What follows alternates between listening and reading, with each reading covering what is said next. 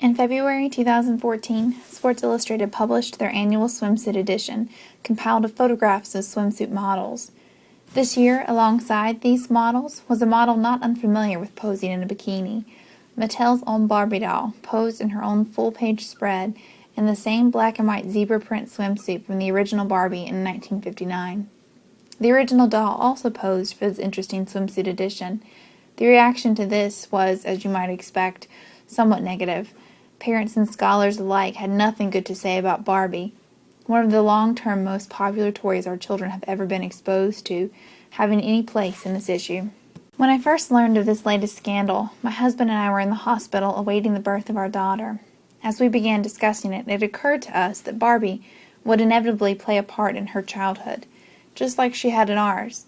For me, Barbie was a favorite toy, a doll I played with constantly, imagining all kinds of scenarios for Barbie and her friends to act out.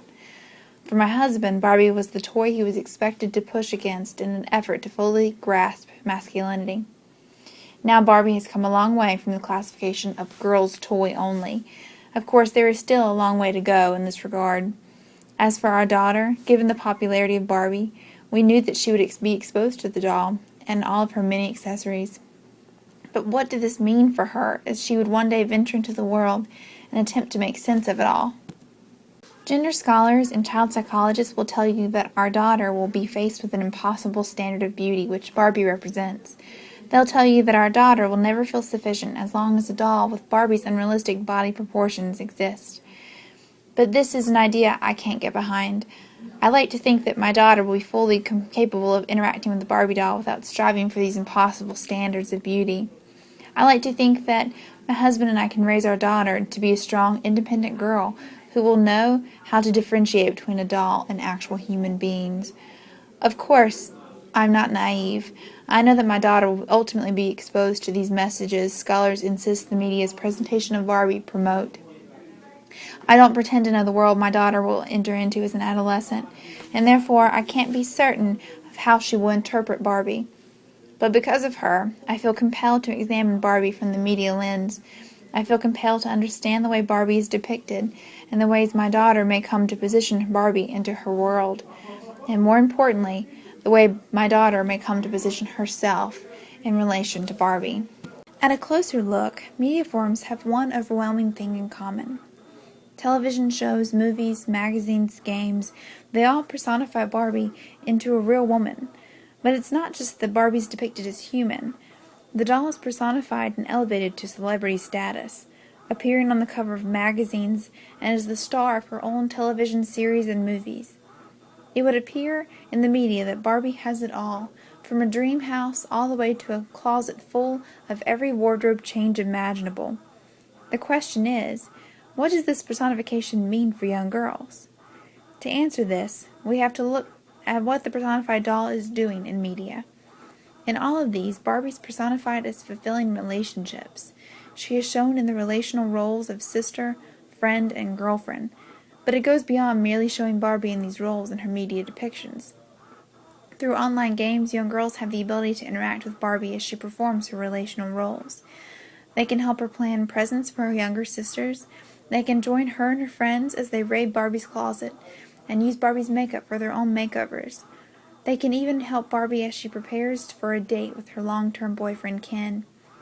Through these experiences, both viewing and interacting, young girls begin to understand Barbie as a real girl, and they begin to position her into the world around them.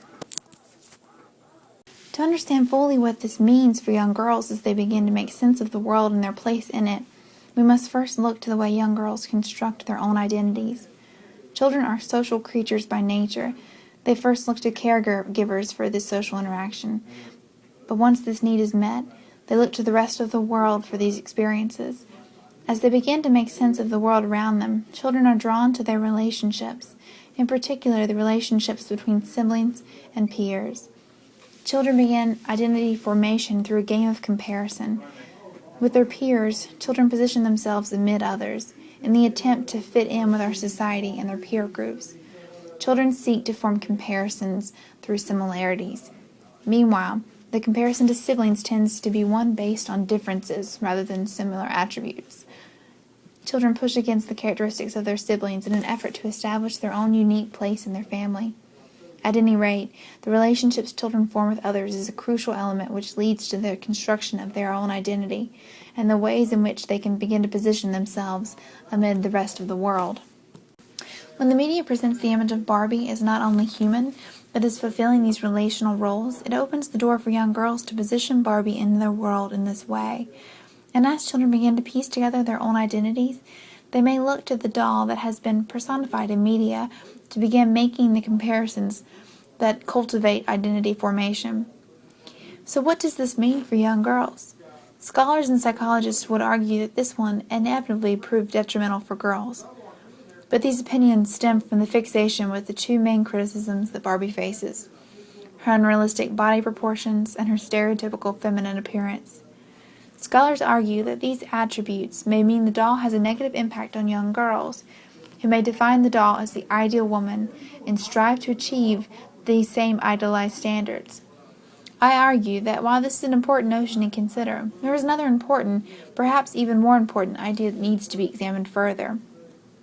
Given the personification of Barbie and her various roles, what can be understood from the absence of these certain relationships? There is no single mom Barbie. There is no transgender Barbie. No adopted Barbie. And without these dolls and the relationships they form, what does this tell young girls? What does the absence of these types of relationships show us? If Barbie is considered the norm, do these other relationships become the deviant groups? What does this underrepresentation mean for young girls as they begin to position themselves into the world using Barbie as their foundation for understanding?